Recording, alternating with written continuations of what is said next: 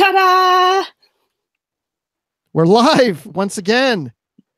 Yeah, it's so great because every time you push the button to go live, it actually happens, which I'm very happy about. It is a good thing, yes.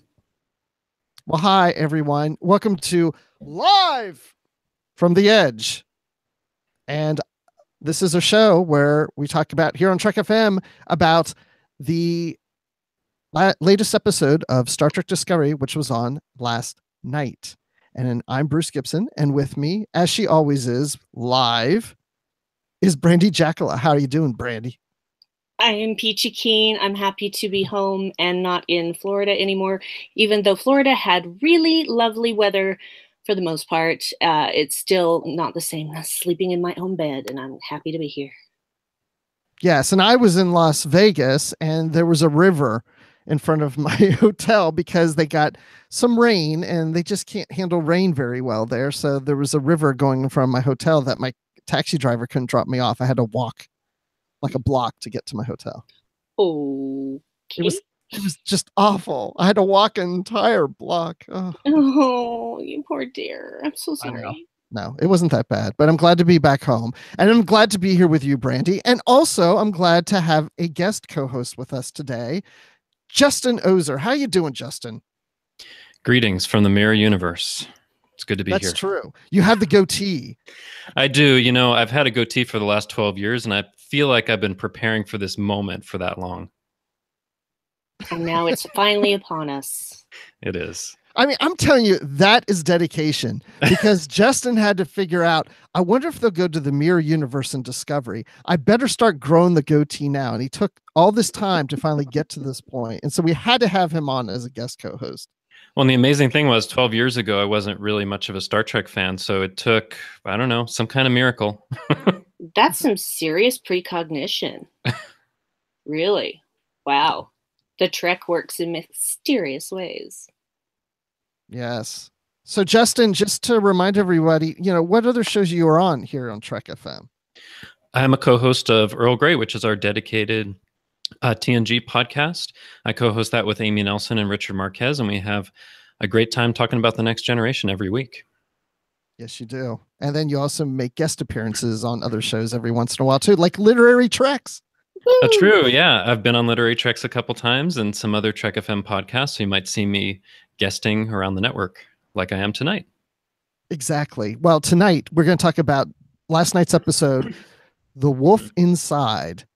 And this was episode number 11 in the Discovery series, or as they say, 111 in production house.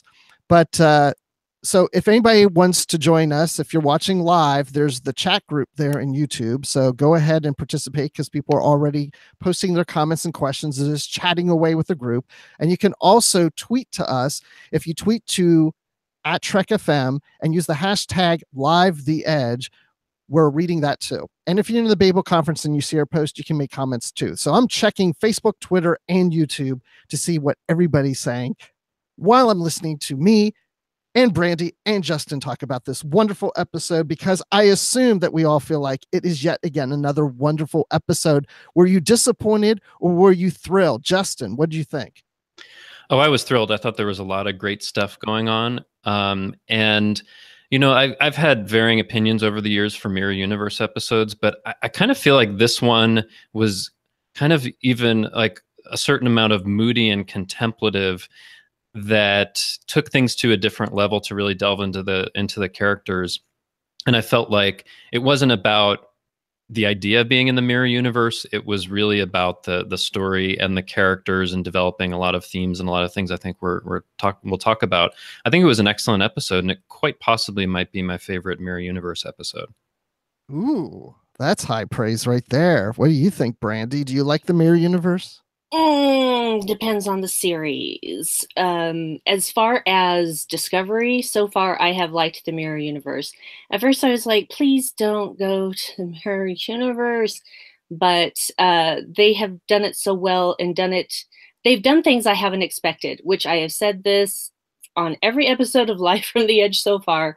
I may think I know what's coming, and yes, there are certain things that everyone expected, and yet they still present things in a way that I don't expect and surprise me, which is not easy to do. And I am enjoying this arc very much. I wasn't sure that I would once they got to the mirror universe, but I have no complaints whatsoever. It was a fantastic episode. Excellent. Yeah, I agree too. I really enjoyed the episode. It's a really strange series because every week when there's another episode, I tend to think, well, now is this one my favorite because it just keeps getting better. And maybe it's not getting better. Maybe it's just that they're constantly being consistent with giving us some good episodes. And so I think we're always pleasantly surprised that they're either able to keep up with the quality of the previous episode or even exceed it at times. And maybe not everybody feels that way, but from things I've been reading online, it seems that's the consensus. Yeah. And I want to mention something I think that may have affected like how I feel about the episode. It has an extremely long teaser. I mean, this is the longest one in the history of Star Trek for any episodes at 14 minutes. And I think there was something about how it was kind of building each scene before it gets to the opening credits that kind of gave it a certain feel to it. I mean, the only way I can describe it is it's kind of like a moody, almost meditative feel. It wasn't, all about, action or the kind of fun of being in the mirror universe. It was things that were just kind of building up upon each other. And I think part of that was that long teaser that just kind of immersed you there before you get to the opening credits.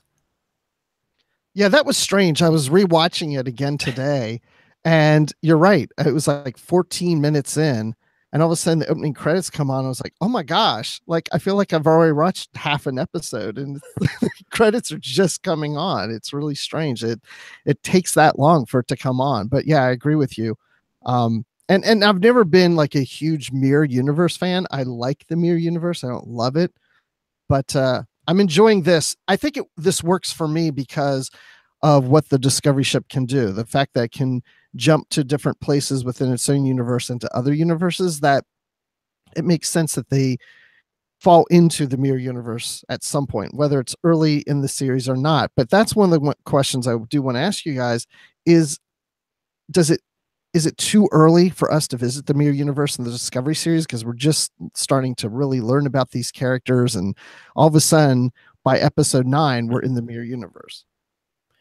Well, the really interesting thing is actually Ted Sullivan, the co-executive producer on After Trek, was saying they were originally going to go even earlier. I think like episode 4 or 5. So it's possible they could have gone even earlier, which I think would have been a mistake. It is a good question whether it's too early, but I do feel like there's been so much that's kind of built over the course of these episodes that it worked for me because I felt like I did know the characters well enough, but they'd gone with their original decision to go even earlier. I don't think it would have worked. I agree. I think though that it was always headed this way when I look back on the series because of the spore drive and because of what little I do know about quantum physics and quantum realities. It was only a matter of time before they ended up in another universe because it's all one and not, and one and not. And that's the thing. It's like Schrodinger's cat. It's dead and alive at the same time until you look at it. Then that's the reality.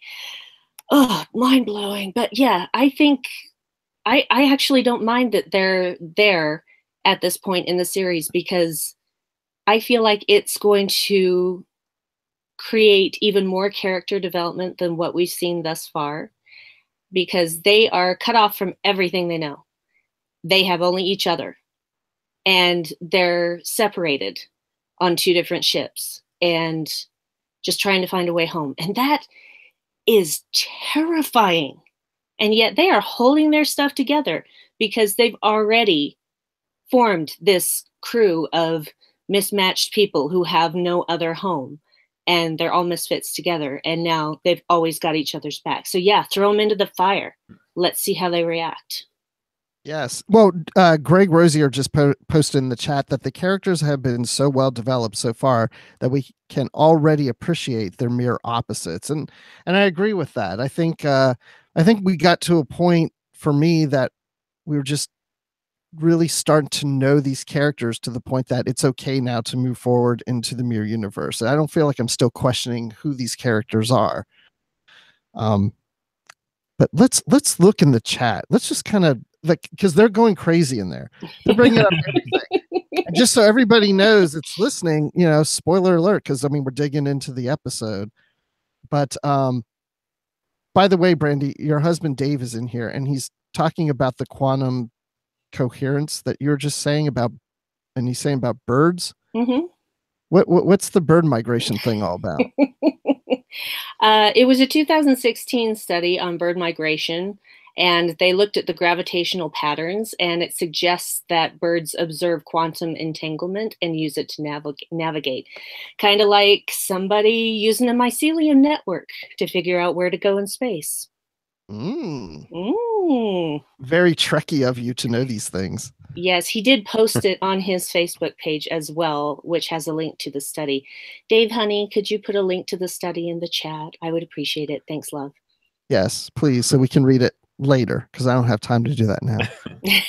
Yes, just put it in there for people to peruse later. Well, Tara in here says the mirror universe is the right setting for Star Trek of our times, because it's making the viewer question, are we currently living in the 21st century prime or the 21st century mirror? Are we right now, as we speak, in the mirror universe of the 21st century? Well, think about what's going on in the world today. Do you think this is the mirror universe? I think this is the darkest timeline, yeah. I think in many respects, this is the darkest timeline. Probably not the darkest timeline. Probably it could be a lot worse. But it seems like it's headed into that darkest timeline territory. Things that I never thought that I would see in my lifetime, for sure. So it's hard to say. Are we the mirror universe?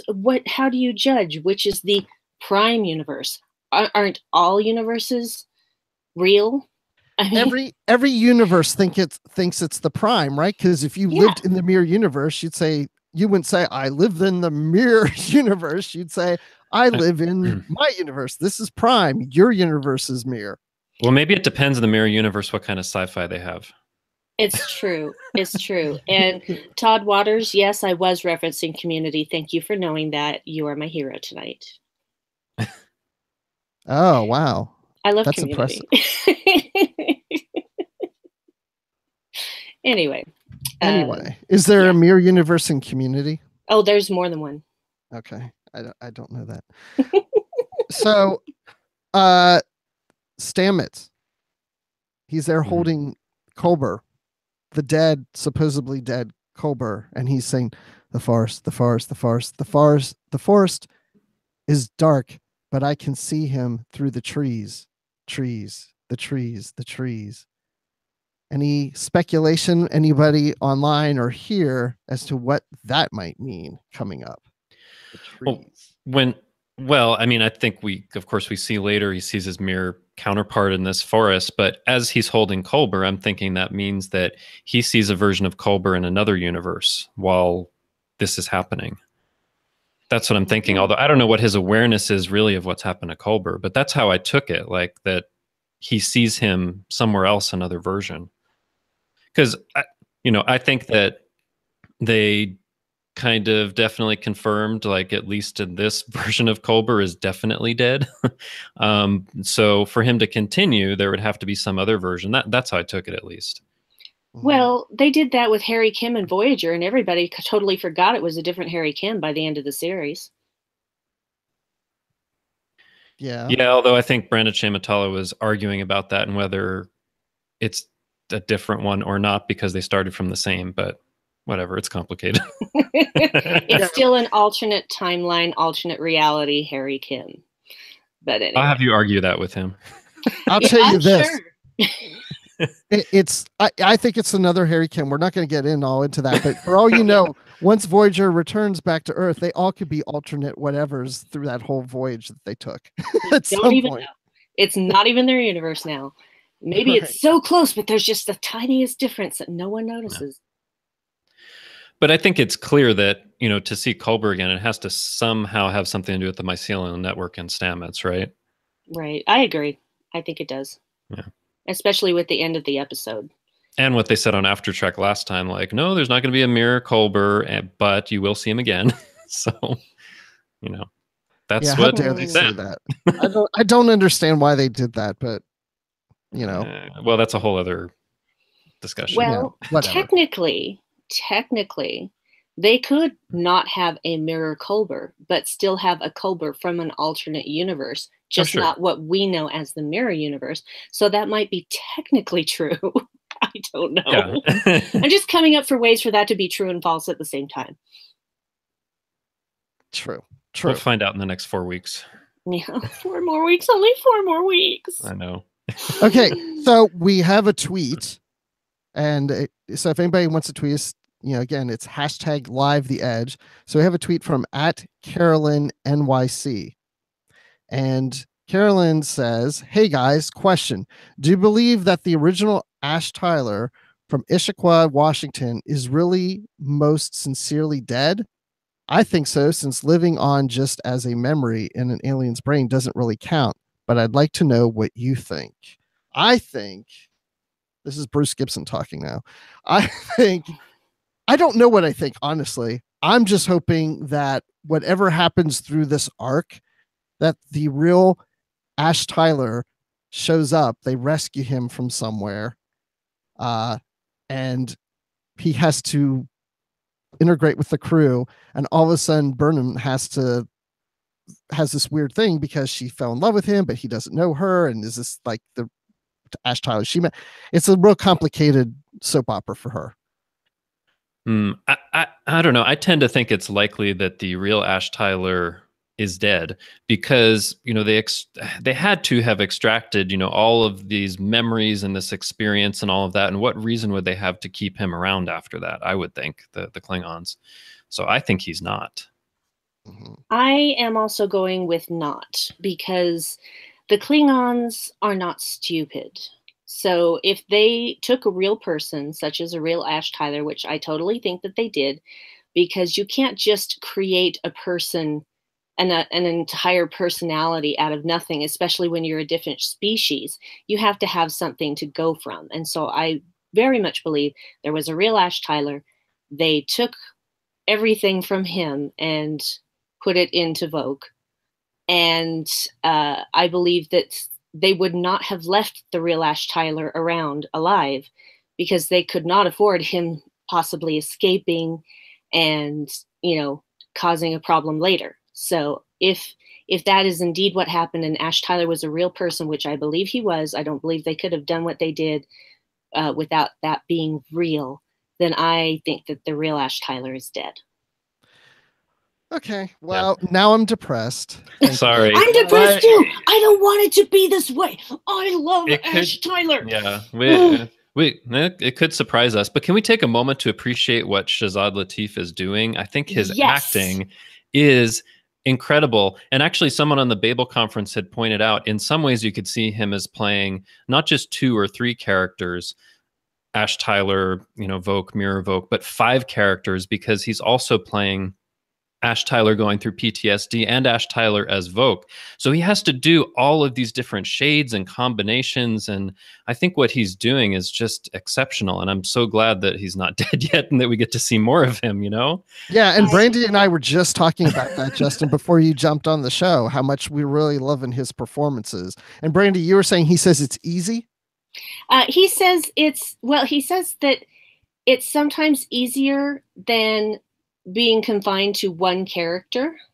I don't remember all of the interview that I read, but he said that he knew about this before, right after he was cast, and that sometimes they were changing things that were happening with that characters on the same day that they were filming. It's just like the next day you get there, okay, these are the changes now. So he never knew what to expect going forward, because he had an overview, but it would change, and he just ran with it, and he deserves all the awards. I'm telling you, I have just never seen anyone so convincingly make me like and hate him at the same time. And just, you know, it's so clear when he's having flashbacks. Even if you didn't show us the flashbacks, we would know when he was having a flashback. We knew the instant he went full Vogue. It's just so good. So good. Yeah. No, I agree. I totally agree, especially when we're seeing him playing the other Vogue, the mirror Vogue.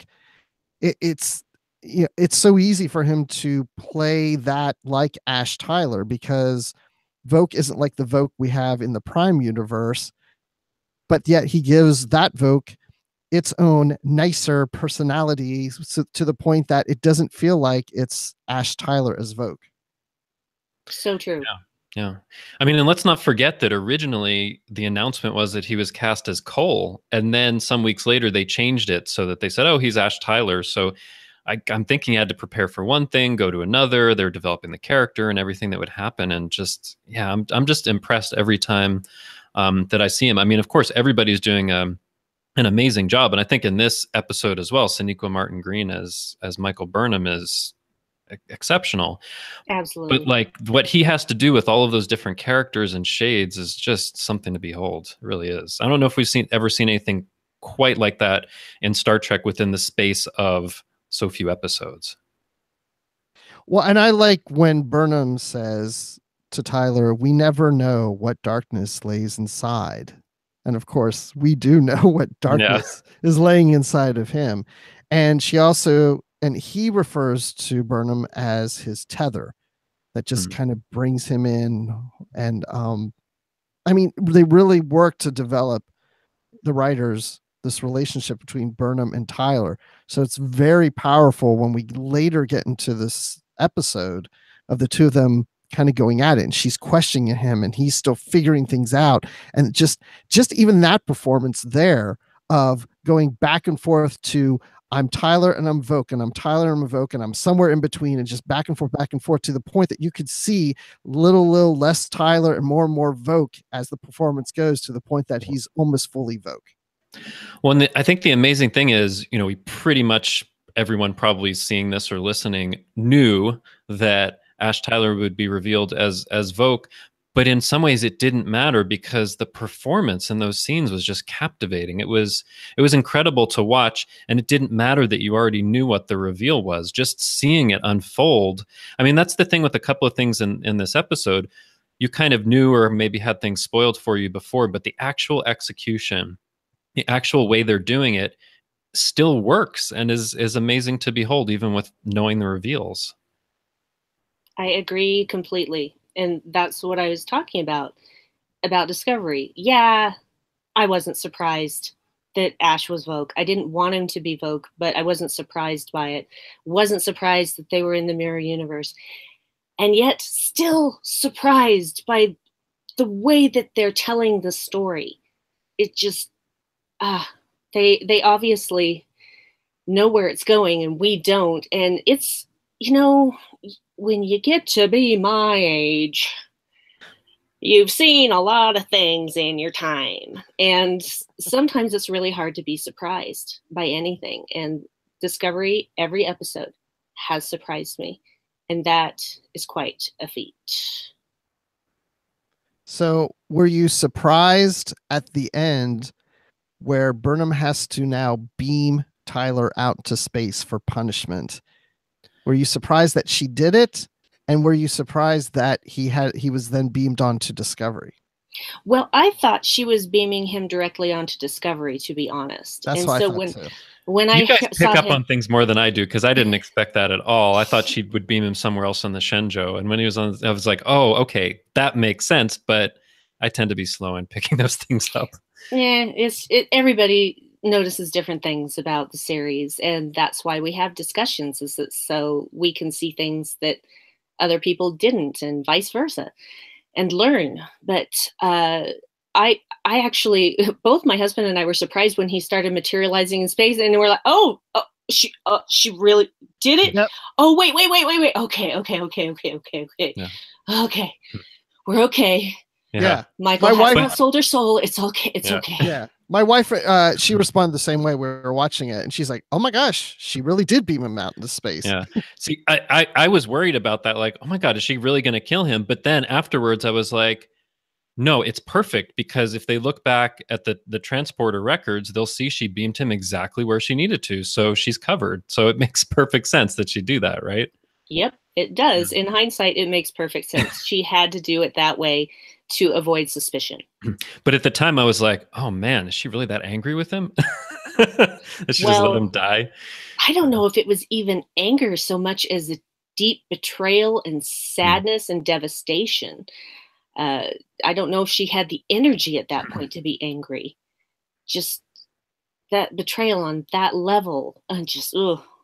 I couldn't do what this crew are doing. I could not go into a mirror universe and pretend to be Captain Killy or any of those people. I could not pull it off, because my basic human decency would kick in, and I would give myself away in seconds.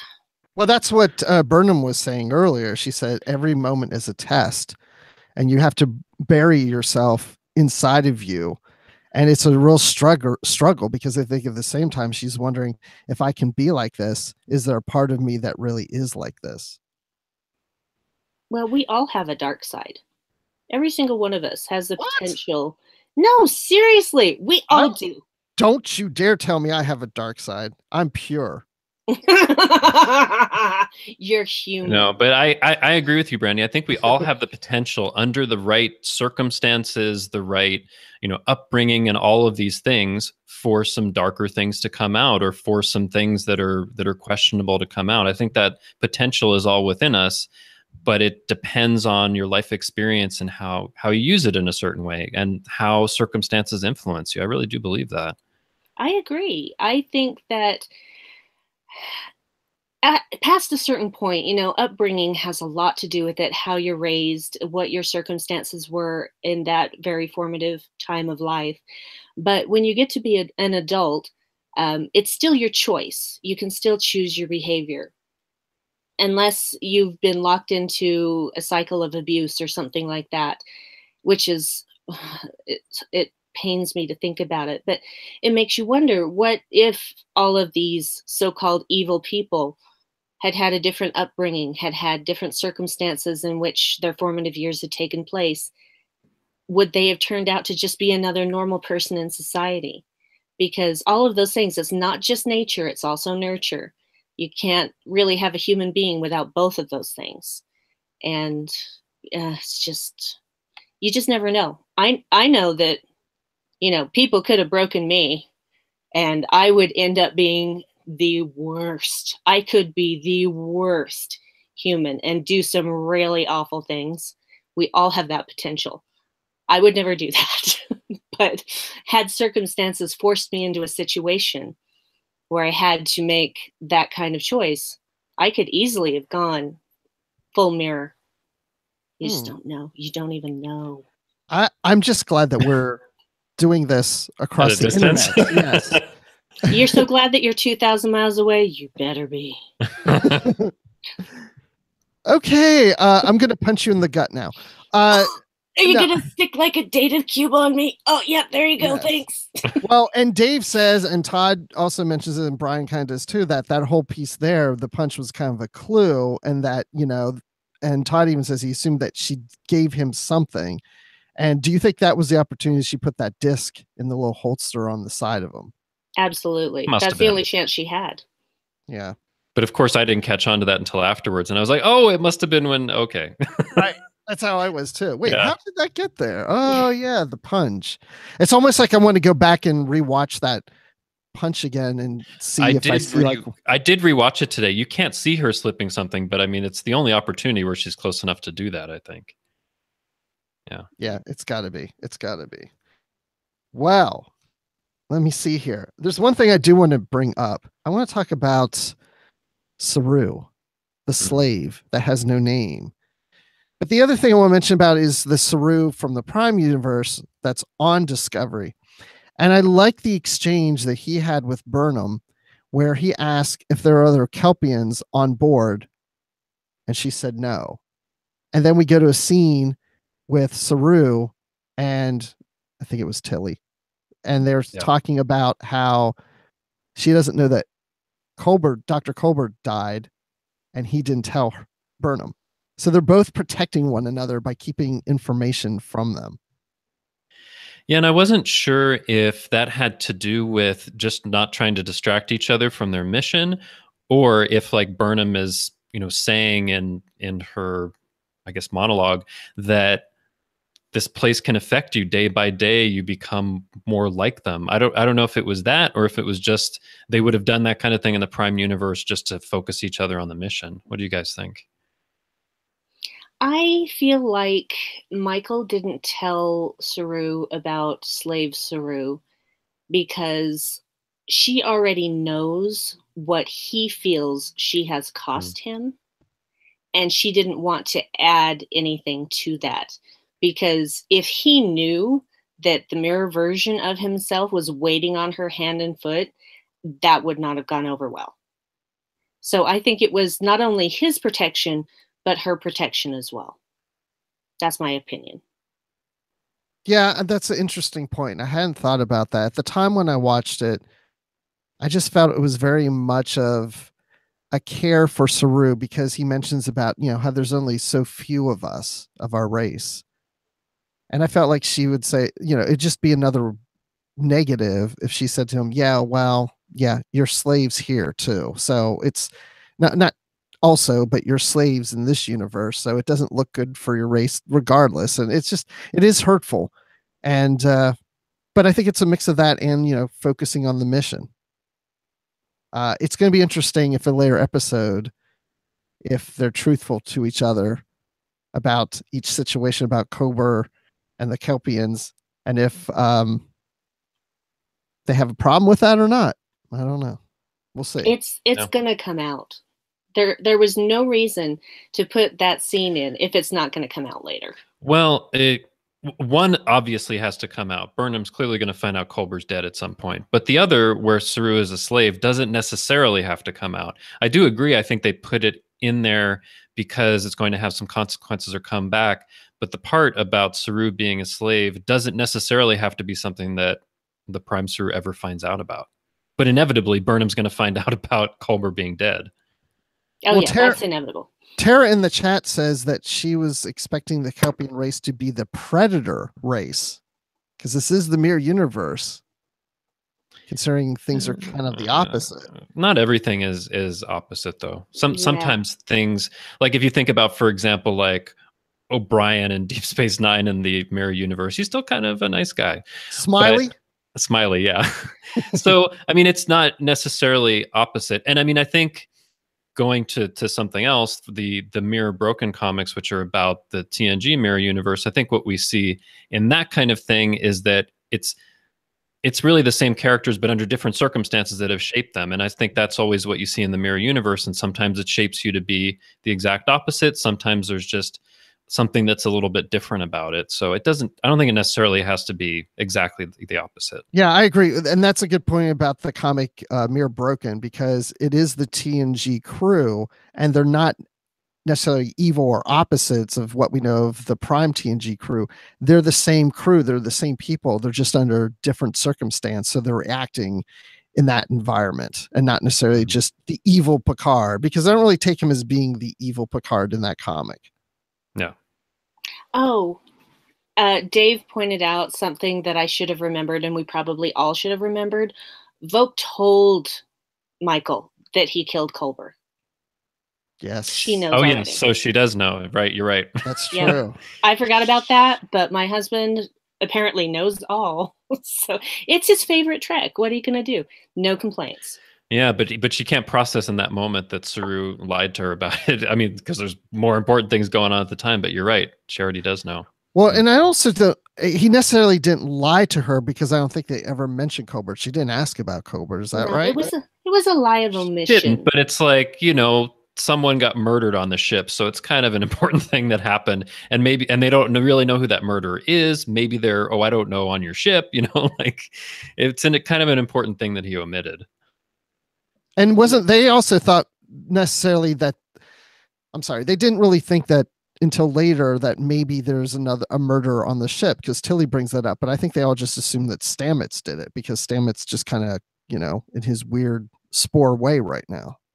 Well, yeah, and he did throw Culber across the room in the last, not the last episode from yesterday, but last week's episode.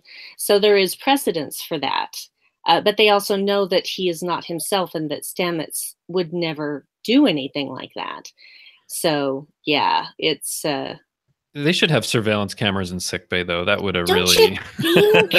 Don't you settled think it. that they just should have like cameras In all the public everywhere? corridors and areas, right? You would think. Yeah, But I would think that. Oh no! Now you just ruined it. You keep ruining the show for me. This because you're right. I mean, if something happened like that, they would go back to the footage. There's got to be cameras in sick bay. yeah. I think the only place you really see like a lot of cameras is Deep Space Nine, where they're keeping track of the corridors and things, right? But other places in Star Trek, you don't tend to see that. Well, to be fair, if there were logs or cameras or something like that, Tyler Voke would have known about that and would have taken care of that.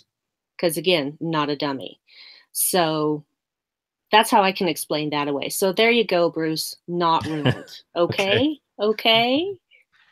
In my head canon, I'm gonna think that Ash Tyler went into sick bay, saw the camera, shoot some gum and put it on the camera before he did anything, just in case.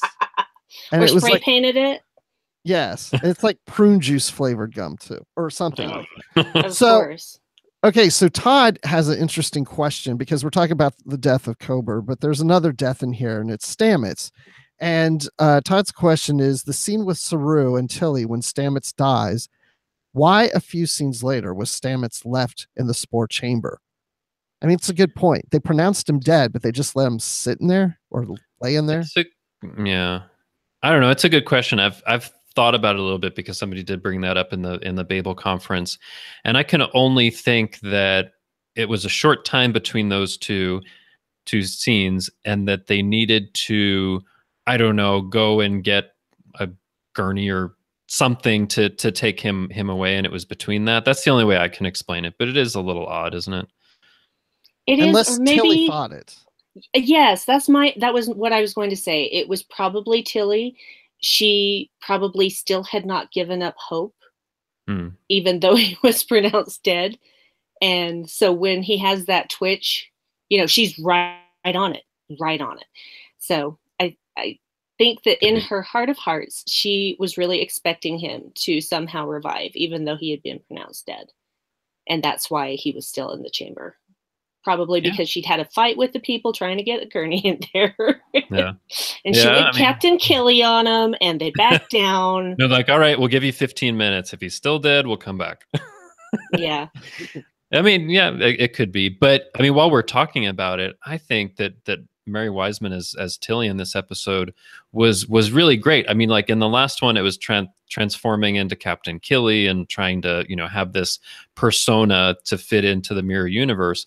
But in this, it was kind of directed inward toward what was happening on the Discovery, and how she was just kind of taking the lead on what's going on with Stamets and the spore science and all of that. It was just great to see, and you see her potential really to be on a command track. And then also when Stamets pretty much is dying, the way that she breaks, it just breaks my heart the way she's breaking down, because she feels like she's responsible for that. So I think that's another performance that was just outstanding in this episode. Yeah, I like the scene with Tilly and Saru when she's saying, she's telling Saru and explaining to him what they could possibly do with the spores to bring Stamets back. And I don't know what it was about that scene, but that felt very Star Trek to me in the way that was being performed and the way that acting. It just reminded me of something where you'd see Geordi explaining something to Captain Picard. There was just something about that stood out, or like 7 and 9 in Janeway. And it really worked as exposition, because Saru isn't necessarily like the spore specialist, where you had scenes before. I think there was a scene in a past episode with Burnham and Stamets and Tilly where they were talking about the mycelial network, and they already know all of this stuff. So it's kind of a bit of extra exposition. But in this case, it makes sense, and she has to take Saru through it so he can make a decision, because he's not necessarily the same kind of expert as Stamets and Burnham might be. So yeah, I thought that worked really well, talking about the science that's involved in trying to bring him back. Yeah. Yeah, and I love that she has this newfound confidence from having to play Captain Killy. I love saying Captain Killy. It just rolls off the tongue. And so she is now more assertive. When she knows she's right, she takes a stand and she does not budge. And that I loved that. I loved Tilly anyway. I've loved her from the start, but I have really loved how she has seen her own potential, granted in a very awful way, but she is taking from that, no, I do have the potential to be in command, and I am going to now set about proving that. And she just, she does it. She just, and the fact that Saru, and I know Amy brought this up in the chat. I saw that comment, Amy, that she asked him if he would recommend her for the command program, and he said he'll consider it. Wrong answer. Hey, that's high praise from Saru. The guy doesn't. I know it's high praise from Saru, but in those circumstances, it's like, no, you say yes. Yeah, if we ever get out of here and get back home where there's a Starfleet to promote you, I will recommend you for the command program. That's the right answer, Saru. Yeah, but I agree. It's Saru. And in a way that says to me that Saru isn't really ready to be like a permanent captain, because he's not ready to really encourage and cultivate people like he needs to, you know? But I feel like if I was seeing these circumstances and seeing what Tilly's doing, it's like the stuff that she's doing here in the mirror universe, once we get back, she'll be totally prepared for anything that comes up over there, because it's probably not going to be nearly as bad, hopefully. But yeah, it says to me that Saru isn't really ready for a permanent command. He's not really encouraging people the way he needs to, you know? Yeah, that's the part of command that he hasn't grasped yet. And I think something may happen that will teach him that. Maybe something having to do with Mirror Saru. I guess we'll see. I don't know if I quite feel the same way that you guys said, that he's maybe not ready for command because of that answer. If anything, to me, I think it shows he may be ready for command, because when you're managing and someone just asks you a question like that, you don't want to take your first immediate emotional response to it, because if for some reason you decide later that's not what you're going to do, now you have to explain to your officer or even to an employee or whatever as to, I know I said yes, but I have to say no. So he's got to be kind of careful. He's telling her yes, but not really a full yes, I'm definitely doing this. But I mean, it's a different thing. She's not like, can you promote me right now? It's more like, can you help me to get on the command track? And in doing that, there's a lot of, you know, tests and things that she'll need to do in order to really go along that pathway. It's not like she's asking like, can you promote me to ensign, or can you like do something immediate like that? It's like, can you sponsor me going along that's how I took it, at least. Can you sponsor me going along this track that I'd be interested in going along, you know? Anyway. Yep. But I still think in his own way, he said yes. Okay. Yeah. Well, and see, and at the same time, I'm seeing him as that parent that the kid asks, can I please go to this party? And the parent's like, we'll see, as a way to just put them off until And that sounds very much like Saru, doesn't it? It really does, doesn't it? Yes. Saru's just a distracted parent, I guess. I don't know. I like what Chris says. He says, I think that this is the most realistic response from Saru. I can't see him saying, oh, hell yes. Oh, no, he wouldn't say something like that. But I would have thought he would have been more. Anyway, it doesn't matter, because he does respond in the most Saru way. So. Well, there you go. That's one thing we can take away from the Star Trek series. We can now have Saru ways of saying things. Yes. Yep. If anybody were to say to me like, well, I don't know, well, I'll see, I'll think about it. I'm like, oh, that's a Saru way of saying things. I see. Oh, you just Saru'd me. You just Saru'd me. That's going to be a thing now. You're going to see kids talking to their parents saying, hey, can I go to this sleepover? We'll see. Did you just Saru me, Mom? I love it. It's going to start now. We just started it. We just started a trend. Everybody pick it up, run with it, spread it like a virus. Like a virus. So let's talk about the planet where we have the rebels, the resistance, whatever the Alliance, whatever they're calling themselves, the mirror version of a federation in a sense, because we have Klingons working with Andorians and Tellarites and Vulcans. Now, how cool is that, Brandi? I can tell. Like, but if nobody's watching the video right now, you need to, because Brandi looks like she just scored a touchdown.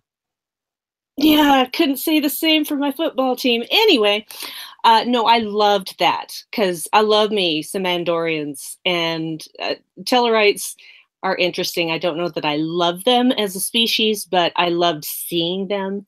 And of course, there was going to be Mirror Sarek, of course.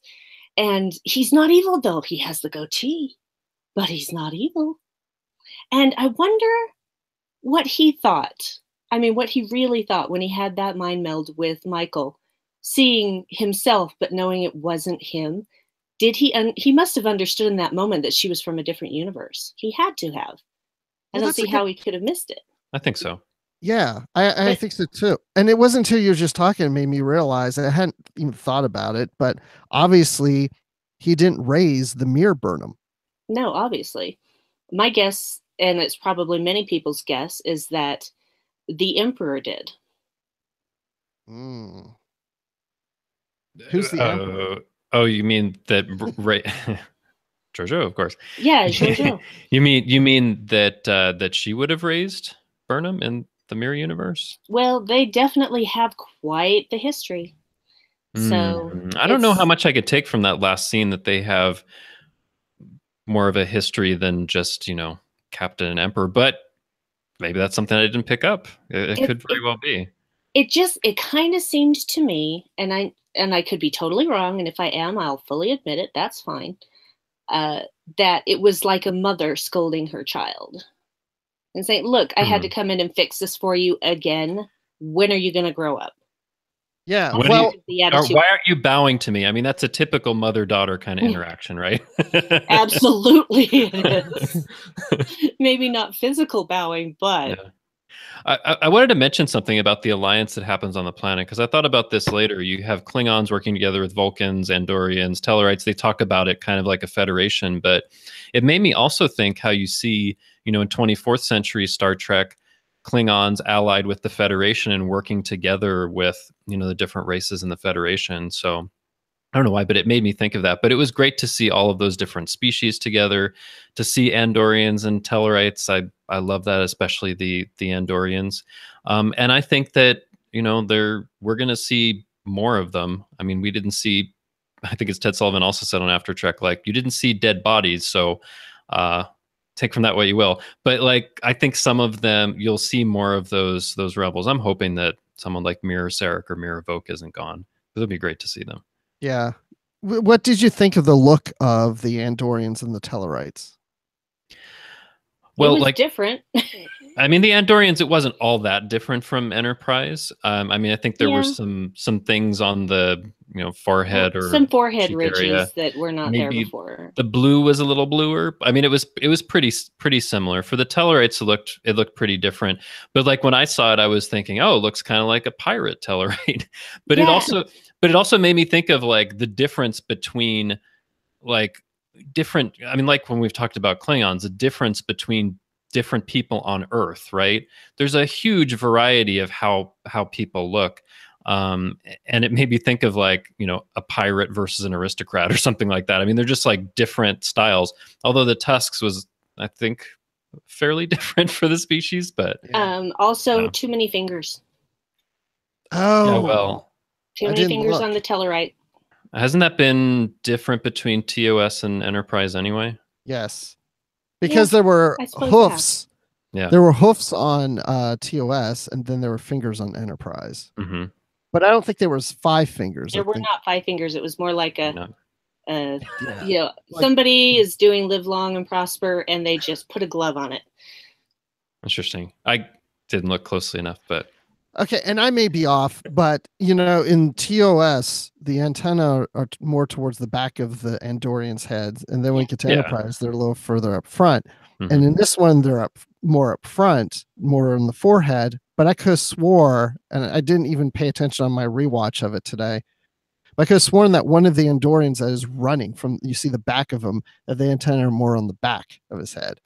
I didn't notice that. I'll have to go look. I'm just watching the video of me pointing to my head with two fingers.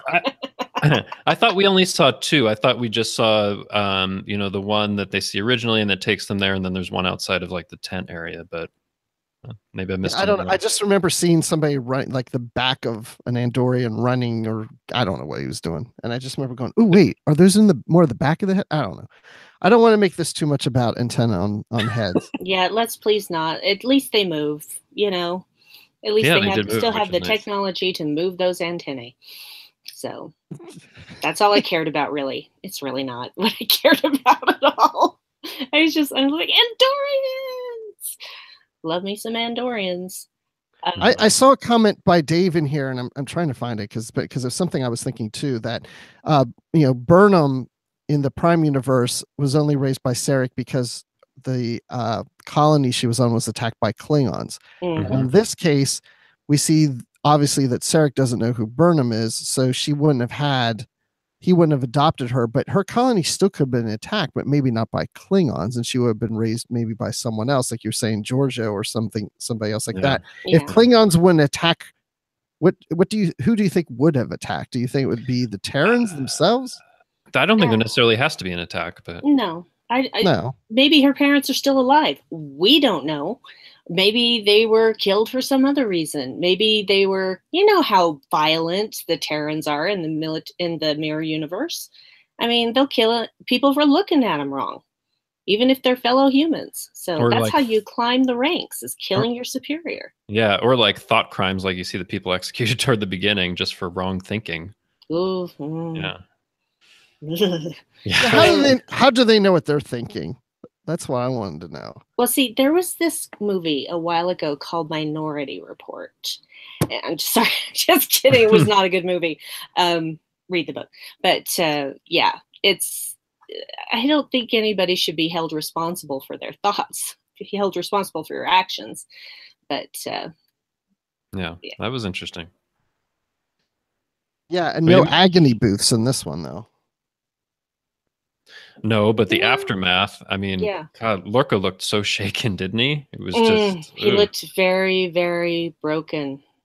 And, I mean, and his hands were shaking. He was not well. It was something else, because you've never seen him like that affected. He's usually very confident and on it. And this, he was just like... and I think Jason Isaacs did a great job of portraying somebody who had been through like this torture for a while. Mm-hmm. Seemed like it, yeah. Jason Isaacs can do anything. Should we talk about Lorca for a little bit? Because a lot of people are, speculating whether Lorca's from the mirror universe, which we've had that speculation before, but I think more people are talking about it. What do you guys think? Yeah, I don't think he is from the mirror universe. Just from the way he's portraying the character and how he reacts to certain things and seems surprised about other things. I just don't think it's the mirror universe. I would tend to agree. I mean, I guess there is one thing people were pointing to, like at the end when Georgiou is there and saying that they have to bow, that Lorca gives like this little smirk or this little reaction. I wasn't quite sure what to make of like what that means, if he's just comparing it to the Georgiou he might know in the Prime universe. And I actually think about the book that's coming up where we'll see Lorca and Georgiou working together. But I don't know. What did you guys make of his kind of reaction to it? He almost seemed like amused by what was going on. I feel like he was, I don't know. It's difficult to say because there's still so much about Lorca we don't know. I, for one, don't care if he's Mirror Universe or Prime Universe, but I honestly don't think he's Mirror Universe. I think that his reaction was kind of like, I don't bow to anybody, honey. But I don't know. I really just don't know what to make of that because I just don't have enough information. Yeah. Then what do you think his motivation was to send Discovery to the mirror universe? I don't think he intended to send them there. Agree. I don't think that's where he was intending to go. I think he was intending to go somewhere other than the starbase they were supposed to be headed for. But I really don't think that he intended to end up in the mirror universe at all. Yeah, I mean, one thing people have made, have commented on is that when he's making that override, I think right before it, he said, "Let's go home." And when I've thought about it more, I've thought, did that mean that he wanted to, actually like go home, which would be Earth, to have, some confrontation or have it out about this thing instead of going directly to the starbase? I don't know. I have no idea. I mean, I think people have talked about some of the reveals and, Vocus Tyler and all of that, but I think that, we're going to have a big reveal about what's going on with Lorca, and it might not be what people are expecting. I would love that. Because it's something, I think it's something other than him being from the mirror universe, but I don't know what it is. I just have no conception of what it would be. Well, that is because Lorca is an enigma. You love him one minute, you hate him the next. You never know what his motivations are. Because Jason Isaacs is playing it so brilliantly that you are just never sure. And I love that because I continue to be surprised. And I like surprises in this way. Well, and I was gonna say that too, because as we were discussing earlier, we all suspected that Tyler was Voq. And so there was a lot of debate before the previous episode, is Tyler Voq? Is Tyler Voq? Is Tyler Voq? But to me, that wasn't the most mysterious character. It's been Lorca the whole time. And there's so many angles that you could go with that character at this point. He could be from the mirror universe or not, but I really am trying to figure out what is he trying to accomplish? I feel like there's a goal there that really hasn't been shown. He hasn't played the cards yet. And people talk about him being from the mirror universe and he has all of this interest in alternate universes, but what's to prevent him being from a different alternate universe, different from the prime universe or the mirror universe? And he was trying to get there, but oops, he ended up in a different one. I don't know, but I mean, that's a possibility as well. There are a lot of ways that they can go with it, and I just don't know quite where they're going with it. Well, and it would make sense because in the previous episode where he's like, "Don't take the ship away from me," I need to keep the ship. He may be like, "I need discovery because I may need to hop to several universes until I get to my right one." Right. I mean, and also when he says when they're in the mirror universe, "I hope to find a better version of myself here," maybe he knows that, the version that he's seen in the alternate universe, or if he's seen a prime universe version or whatever, isn't a better version. He was hoping for something different there. I don't know. I mean, could speculate for a long time. We'll just have to find out in the next few weeks, I think. And I think we are going to find out later. Yeah. I want to see it unfold, and I would love to be surprised again, which I will be surprised by something in the next episode because that's just the way this series has been for me. Yeah. In a good way. Oh, I love David in the chat says he's from the Kelvin universe. Oh. Well, that would be surprising if that was revealed. I would love that. I would love that. That would be cool. Right, I know Mike Schindler would love it. Yeah. Well, we need to wrap up unless there's something else you guys want to there are two other things, actually. Okay. Can we talk about Giorgio a little bit more? I mean, so one of the things, I mean, I'm looking forward to seeing her, a lot more. But one of the things I think, people had talked about, everyone was guessing that she was the Emperor. But like 2 weeks ago, nobody was even talking about who that would be, right? So, and I don't think everyone was like 100% sure, like they were, Tyler is Voq, that it would be Giorgio who would be the Emperor. So and they really strung it along until the end. But, I like that reveal. I think it's going to be amazing to see her. I liked in After Trek when they were saying that she had a hand in designing the sword that she has.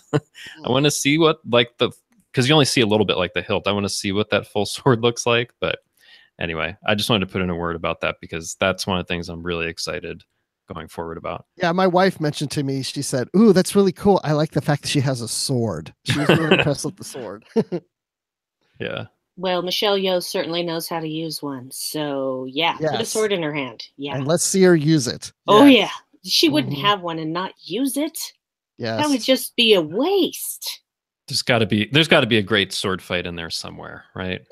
A sword fight? Yeah, maybe a sword and a batleth. That would be good. That would be good. Was there something else you wanted to throw in, Justin?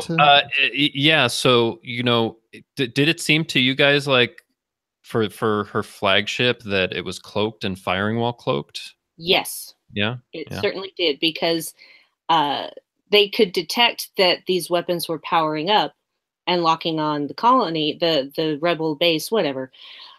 Sounds like Star Wars. And then, but they couldn't detect the ship. They couldn't hail them. Well, they probably just didn't answer, but they had no warning of anything. It had to have been cloaked. How else could they have just suddenly gotten there and nobody noticed until it was too late? Yeah. I'm pretty sure cloaked. I'll have to go back and rewatch. I'm pretty sure that's what they were implying. Okay, so second question is that cloak ship that's firing, that's the Emperor Giorgio's flagship, is it the Defiant? I hope so. I hope so too. I want to see it again. Yeah. I want to see it again. Because honestly, maybe. Yeah. Maybe. We got to see it somewhere. I mean, like the whole mission is to get this data about the Defiant. I don't know. Well, if you take what happened in Enterprise in the Mirror Darkly, you know, Hoshi, this is the most powerful ship because it's from the future, and Hoshi's now the Empress, and she's going to use this ship to, you know, be in control and give her power. So it would make sense that the Emperor, it just passes on to the next Emperor. Although, like 100 years hence, would it still be the most powerful ship, or would they have used that technology to build on it over 100 years and have something more powerful that would be the flagship? Right. That would be even more powerful than Discovery. Possibly, yeah. I don't know. But I would love to see the Defiant in something other than a wireframe representation on a view screen. But that may be just a pipe dream. But no, I think if they don't show it, people will be much more up in arms than if they do. Could be. I really do. All I can say is when they had it on Enterprise, they did a mighty fine job of recreating that ship. I mean, the interiors, the exteriors, everything. So good. It just tickled me to death. Well, just expect that if we do see the Defiant Bridge, it may not look the same. Oh, no. I don't expect that. I don't expect, I mean, and they have a great excuse, which is it's been 100 years. They're going to change it, refit it. So they can almost make it whatever they want. So they're kind of free to do that, which is good. But in Enterprise, it had to be exactly the same because it had basically just arrived there. Yep. So. Exactly. So, so good. So well. All right. So, well, I guess that ends this one until next time. But so, Justin, we know you're on Earl Grey. We talked about that earlier, but where else can people find you online? Well, you can find me on Twitter. I'm at TrekFan4747, where I tweet about nothing but Star Trek. And I tweet a lot about Discovery and also tweeting out my season 4 rewatch of The Next Generation. And you can also find me hanging around our listeners group on Facebook, the Babel Conference. Excellent. Brandi, where can we find you? Oh, you can find me on Twitter at BrandiWine12. That's Brandi with an I and Wine 12. And also I do a podcast with my lovely husband, Dave. And he's a real man, so he doesn't care if I call him lovely. He knows what I mean. And it's called the Dark Corner Podcast, and we take a look at pop culture and life in general through a darker lens. There is explicit language or colorful metaphors, depending on how you like it said. But you can find that on the Strange and Deadly Network at strangeanddeadly.com. And I'm always lurking in the Babel Conference. Sometimes I just pop in to like a bunch of posts, and sometimes I offer a comment here and there, but you can always find me and get in touch with me through there as well. And I'm also a co-host on Warp 5, which is Trek FM's dedicated Enterprise podcast, which is why I keep bringing up Enterprise, because I'm going to every chance I get, and you're all just going to have to deal with it. So yeah, look for our first episode soon, where you will meet me and Patrick and our remaining host, Brandon, and we're going to have a good old time, so you guys better join us on Warp 5. And Bruce, wow. Where can people find you, good sir? Well, I'm lurking in the Babel Conference myself, so I'm there with you. But you can also find me on Literary Treks, which is Trek FM's dedicated show about the Star Trek books and comics. And I do that with Dan Gunther. And we talk about all Enterprise, TNG, TOS, DS9, Voyage, Discovery, anything that comes out in books or comics, including Vanguard and New Frontier and Stargazer and Titan. But anyway, I can go on and on about different series. But also you can find me talking Star Wars on the Star Wars Report podcast at starwarsreport.com. Oh, and I'm on Twitter at Admiral_Rex. So, Brandi, here's your favorite part. Well, I don't know if it's your favorite part, but it's one of your favorite parts about closing. I notice you don't have the closing in the show notes, but I still think that you have them in front of you. I totally do. I made my own copy in case that information ever went missing, and it didn't come up when I created the show thing on. Anyway, you don't need to know any of that. Okay, today I'm going to read it like a really passive-aggressive person. Okay. Oh, good. Be sure to check out our Discovery coverage throughout the week. Live from the Edge airs on Mondays at 9 p.m. Eastern and will be released as a podcast on Tuesday mornings. Our commentary will be available as Treks from the Edge with Mike Schindler on Wednesday. We'll discuss your feedback on Postcards from the Edge on Thursday. And you can catch the full analysis on the Edge main show on Friday. To wrap up the week, join us for Notes from the Edge on Saturday with our own Chris Jones for links between Discovery and the broader franchise. You'll find all of these in the main feed for the Edge and in the Trek FM master feed. We would love to hear your thoughts on Discovery. The best place to do that is the Babel Conference, our listeners group on Facebook, where Amy Nelson will collect your feedback for Postcards from the Edge.